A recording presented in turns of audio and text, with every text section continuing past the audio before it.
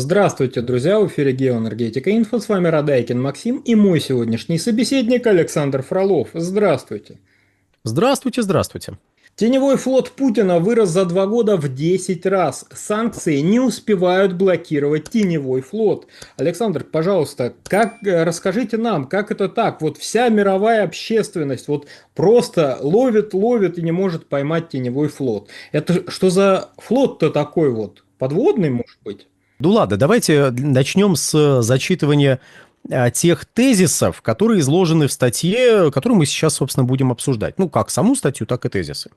Данные Кеплер свидетельствуют, что количество судов, находящихся под санкциями, выросло с примерно 370 в июле 2020 года до 1650 к июлю 2025 года. А количество компаний, попавших под ограничение, увеличилось с 60 до почти 500. Начнем с этого абзаца, если позволите. Прям он дает пищу для размышлений следующего характера. То есть, какие-то 1650 судов только под санкциями. А сколько ж в этом теневом флоте? Просто были разные данные. То 600, то 800, то 400, то 450, то 850. Разные были оценки количества судов. Тут, правда, можно сказать, что одни считают суда, которые только российскую нефть перевозят, другие считают суда, которые всю подсанкционную нефть перевозят. И вот получается поэтому разные значения. Но тут 1650 только под санкциями. С ума сойти. Кстати, а вот эти 370 подсанкционных судов, которые были в 2020 году, они, находясь под санкциями, не перевозили нефть? Какую нефть они могли перевозить? Допустим, иракскую. Допустим, венесуэльскую. Прошу прощения, не иракскую, конечно же. Июнь, Ирак или Иран. Иранскую. Или венесуэльскую. Там тоже, знаете, был свой теневой флот. И до сих пор о нем говорят вместе с теневым флотом Российской Федерации. Наш страшный теневой флот, оказывается, является продолжением теневого флота, который перевозил нефть из Ирана и из Венесуэлы. Вот эта иранская нефть, она с мирового рынка ушла? Из-за того, что 370 судов были в 2020 году под санкциями. Ой, не ушла. Более того, поставки иранской нефти, скажем, в Китай, как были, так и остаются стабильными и периодически даже возрастают до 1 миллиона и более баррелей в сутки. То есть, видимо, санкции уже тогда не очень работали против отдельно взятых судов. И у каких-то компаний накапливался опыт работы в таких сложных подсанкционных условиях. И тут вот какой момент. Компания, попавшая под ограничение, 60 было, а стало 500. А это компании какого формата? Это крупные какие-то предприятия с многолетней историей? Или это Лю и Ли, компания, проживающая в одном конкретно, зарегистрированная в одном конкретном офисе, в одном конкретном офисном центре в городе Гонконге, и после того, как на нее наложили санкции, она меняет название на Ли и Лю. И теперь это уже совершенно другая компания, совершенно другими людьми, абсолютно никак не связанные с предыдущей. Вот эти 500 компаний, это разные компании? Или это одни и те же люди? Понятно, не все 500 компаний одни и те же люди представляют, но вот это все разные компании с разным составом участников. Или среди них есть какое-то количество компаний, которые просто вывеску поменяли после того, как на них, скажем, были наложены нечеловеческого масштаба санкции со стороны Соединенных Штатов Америки вот в начале 2025 года. После того, как были наложены санкции со стороны Европейского Союза и Великобритании, которая примкнула к Европейскому Союзу в вопросе санкций. Там одна Великобритания наложила санкции где-то на 340 судов. И на несколько десятков компаний. Кстати, тут мы еще к одному моменту подходим. А вот эти санкции, они согласованы между, скажем, участниками вот этой антироссийской коалиции, или как они себя называют, коалиции по сдерживанию цен на российскую нефть. в лице стран Большой Семерки и Европейского Союза. Они согласовали или какие-то суда находятся под американскими санкциями, какие-то не находятся, но находятся под европейскими санкциями. Какие-то суда находятся под санкциями Евросоюза, но не находятся под санкциями Великобритании. Может, это так как-то выглядит? Что, разумеется, усложняет работу наблюдателю, но в какой-то мере может упростить работу самим компаниям, которые эксплуатируют эти суда. Статистика BRS показывает, что в настоящее время под санкциями находится 886 танкеров или 78% теневого флота. В прошлом году таких судов было только 191. Видали? Оказывается, 886 танкеров – это 78% теневого флота. А количество судов, которые находятся под санкциями, по данным Кеплер, составляет 1650. А тут 886. Ну, видимо, там какие-то суда, которые не относятся к теневому флоту, а занимаются чем-то другим. А зачем нам тогда эти данные? Что они показывают? Они ничего не показывают.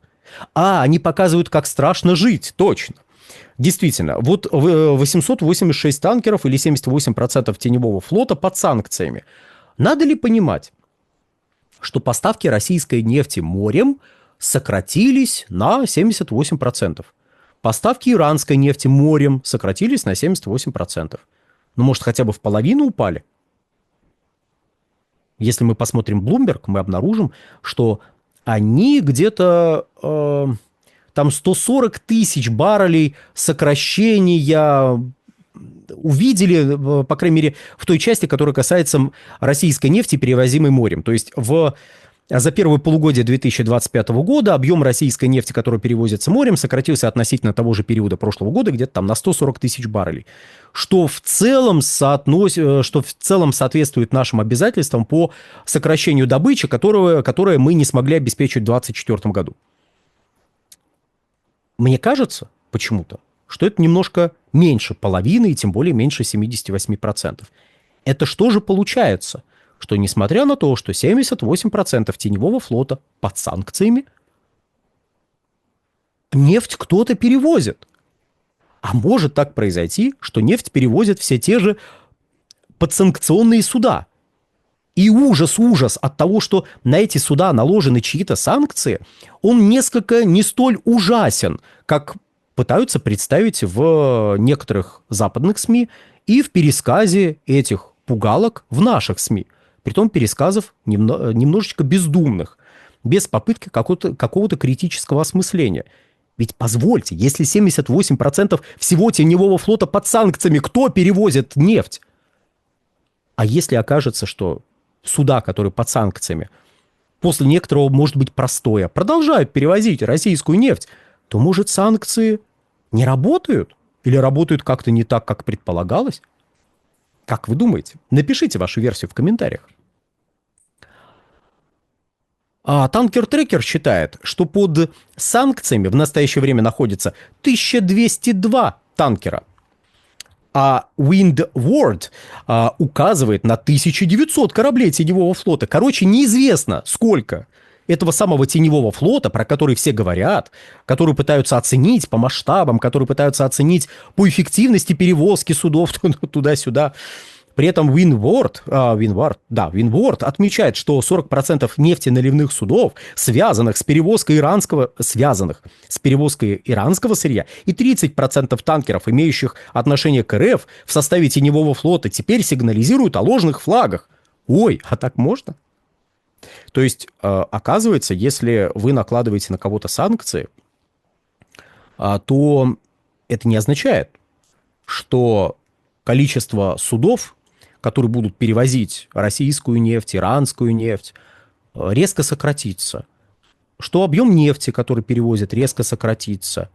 Скорее, это будет говорить о том, что будет все более и более изощренная система обхода ваших ограничений. И будет все активнее сформироваться альтернативная экосистема морских перевозок, под которой мы понимаем набор не только судовладельцев с флотом, танкеров, но и страховые услуги, брокерские услуги, финансовые услуги.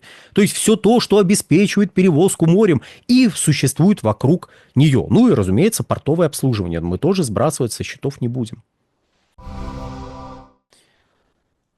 Оказалось, представляете, что если вы выбрасываете за свой периметр крупного поставщика нефти, то этого крупного поставщика постараются подхватить альтернативные компании, предоставляющие альтернативные услуги, не сдерживающие финансовые поступления в адрес этого вот заказчика, то есть не требующие, что, ребят, только в рамках потолка цен. Вот выше потолка ни в коем случае нельзя отправлять нефть, вот вообще никак нельзя. Ниже можно, выше ни в коем случае. Кстати, о потолке. Я замечу, что до начала вот этой вот активной фазы, назовем это переговорного процесса, в том же самом Блумберге отмечали, что, объясняя, что Индия легко откажется от российской нефти, что цена российской нефти на $4,5 ниже цены нефти, которую поставляет Саудовская Аравия в Индию.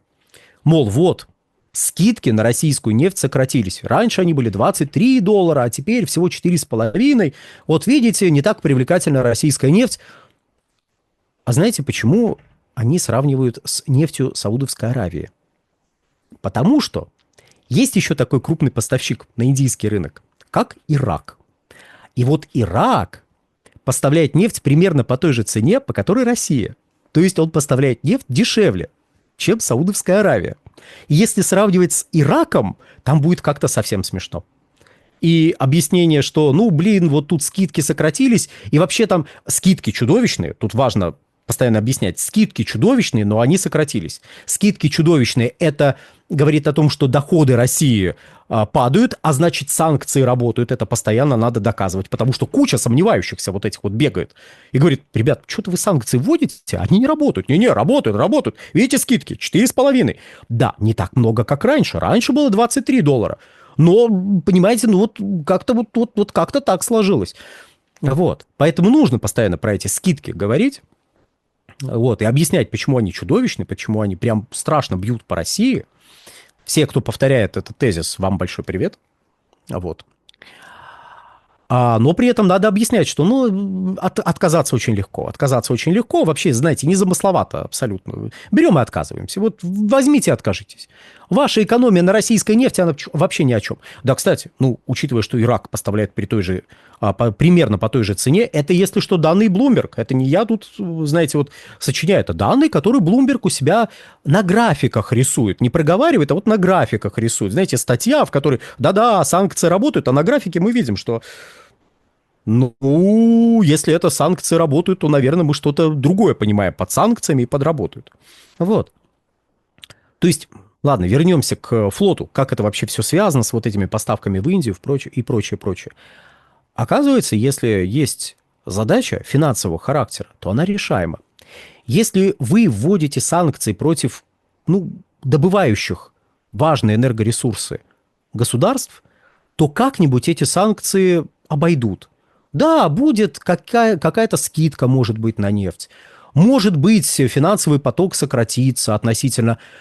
будет упущенная выгода относительно той, которая была бы, если бы не вот эти санкционные ограничения. Но чем больше вы вводите санкций, тем эффективнее становится вот эта система обхода ваших санкций. Тем менее эффективно будет количество санкций, которые вы вводите. Вы можете против 200 судов ввести санкции. Хорошо, не 200, а сколько там? 170 судов подпали под санкции в начале текущего года. Страшные, жуткие американские санкции, и в течение пары месяцев вы могли иметь сомнительное удовольствие читать новости, Reuters и прочих не менее уважаемых контор, которые объясняли, смотрите, санкции работают, вот против этого судна ввели санкции, оно стоит, никуда не двигается. А поставки нефти упали? Нет. А санкции точно работают? А скидки снизились, говорите. То есть санкции работают, куча судов под санкциями, но, видимо, они продолжают возить нефть. Да, видимо, получается так. И я еще раз обращаю внимание. Перечислено несколько контор, каждый из которых прямо или косвенно пытается подсчитать количество судов теневого флота. И что-то как-то не получается. Не бьются цифры. Особенно не бьются, если мы говорим про 600, про 800 судов. Там уже практически все под санкциями получается. А нефть как поставляли, так и поставляют морем. Как так? Оказывается, сила действия иногда все-таки равна силе противодействия, не только в физике. Если вы санкции вводите, это создает сложности. Это действительно создает сложности. Тут тоже не нужно заниматься шапкозакидательствами. Но важно донести следующую, как мне кажется, мысль. Поэтому я позволю себе еще раз ее проговорить. Оказывается, если вам кричат, что ребята, ждут, санкции наложены на 100 судов, на 200 судов, уже 400 судов и более под санкциями, то это не означает, что эти суда никуда никакую нефть не везут.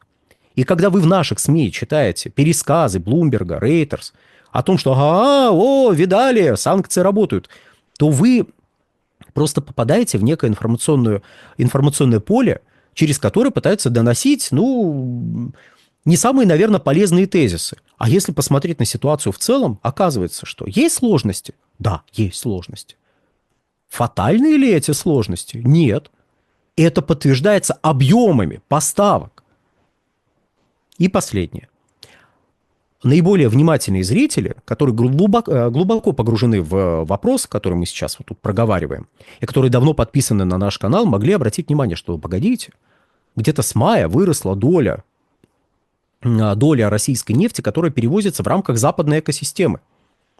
Как? Что вы на это скажете? Видимо, работают санкции. Видимо, вот этот теневой флот все меньше и меньше используется под давлением санкций.